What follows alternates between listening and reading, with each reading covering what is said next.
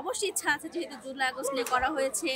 ঢাকার বইমেলায় আগে কখনো আসিনি, এবার প্রথম এসে আমার অনেক ভালো লাগছে। হ্যাঁ, আজকে প্রথম। বই কিনবো কিছু। অবশ্যই ইচ্ছা আছে, যেহেতু জুলাই আগস্ট নিয়ে করা হয়েছে।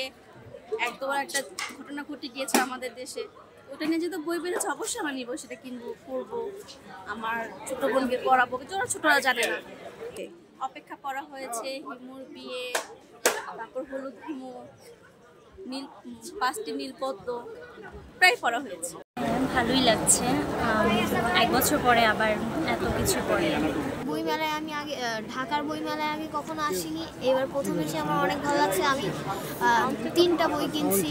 আমি কুষ্টিয়া থেকে আসছি, ক্লাস 6-এ পড়ি, কুষ্টিয়া জিলা স্কুলে। এখন তো জাস্ট স্টার্টিং, এখন ওইভাবে শুরু হয় নাই, বাট আশা করছি আরও অনেক স্টল দেখবো, আরও অনেক নতুন নতুন বই দেখতে পারবো আমরা। আজকে প্রথম এসেছেন নাকি? হ্যাঁ, আজকে প্রথম।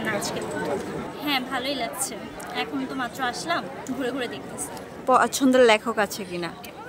পছন্দের লেখক ওরকম স্পেসিফিক কারোটা পড়ি না, পড়ি। হ্যাঁ, বেশি ভালো লাগে?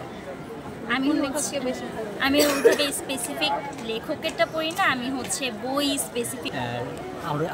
আরও আগে এসেছি আমরা, ঘুরতেছি, দেখতেছি, বই কিনবো কিছু, এই তো। প্রতি বছরই আসা হয়, প্রতি বছরই 2-1টা করে বই কিনা হয়। বিশেষ করে আরিফ আজাদ স্যারের বই কিনা হয়, তারপরে সাদাত হোসেন স্যারের বই কিনা হয়। এবছরও এসেছে ওনাদের বই 2টা করে, আরিফ আজাদ স্যারের 2টা বই এসেছে, ইনশাল্লাহ কিনবো।